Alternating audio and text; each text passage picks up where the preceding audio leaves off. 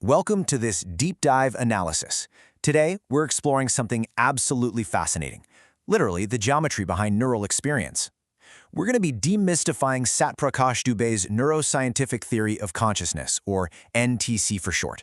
This theory offers a completely new, mathematically grounded way to look at exactly how our brains generate our subjective reality. Okay, let's dive into this. Here's our roadmap. We'll start by understanding all neural states, then we'll check out the integration threshold and explore the intrinsic experiential aspect.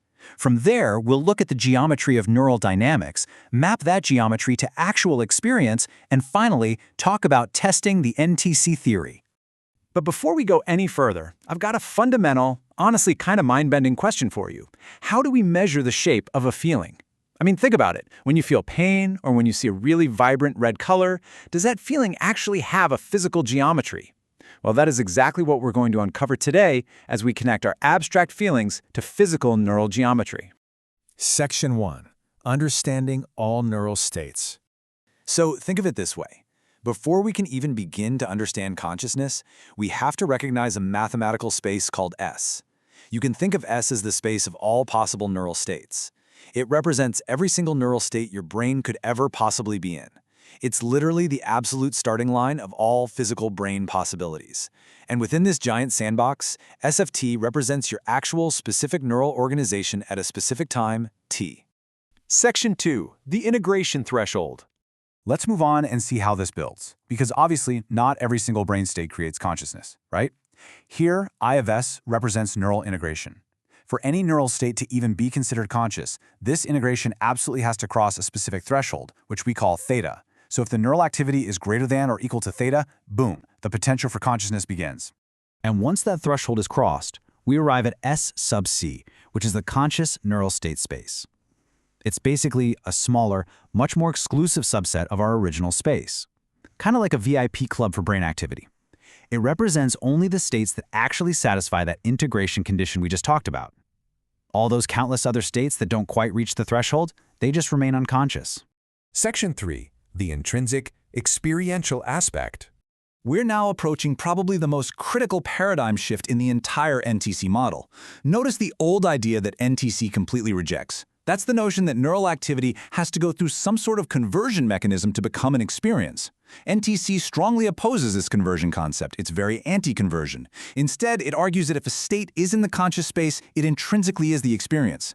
Consciousness is just built directly into that specific neural organization. There's no magical conversion factory needed. Section 4. Geometry of neural dynamics. And this brilliantly illustrates how our neural states are constantly evolving as time ticks forward.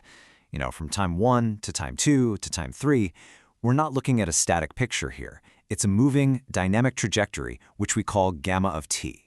So the physical and structural characterization of that temporal trajectory is what we call neural geometry, represented by the Greek letter gamma.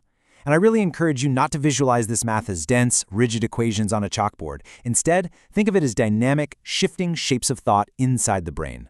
Literally, as your thoughts change, the physical geometry of your neural network is shifting right along with them. Section 5. Mapping geometry to experience. Now, what's really interesting about this concept is how it connects all that abstract math directly to very relatable human sensations. Here, Q stands for phenomenal quality. It's simply the actual phenomenal character of a conscious experience, basically how an experience feels. We're talking about the feeling of pain, seeing the color red, or experiencing pure joy. This is what grounds the entire mathematical theory right into our everyday lives. Let's use a very relatable pain analogy to make sense of this. Imagine you have a mild pain. In this state, your measurable brain geometry is gamma 1, and your subjective experience of that pain is Q1.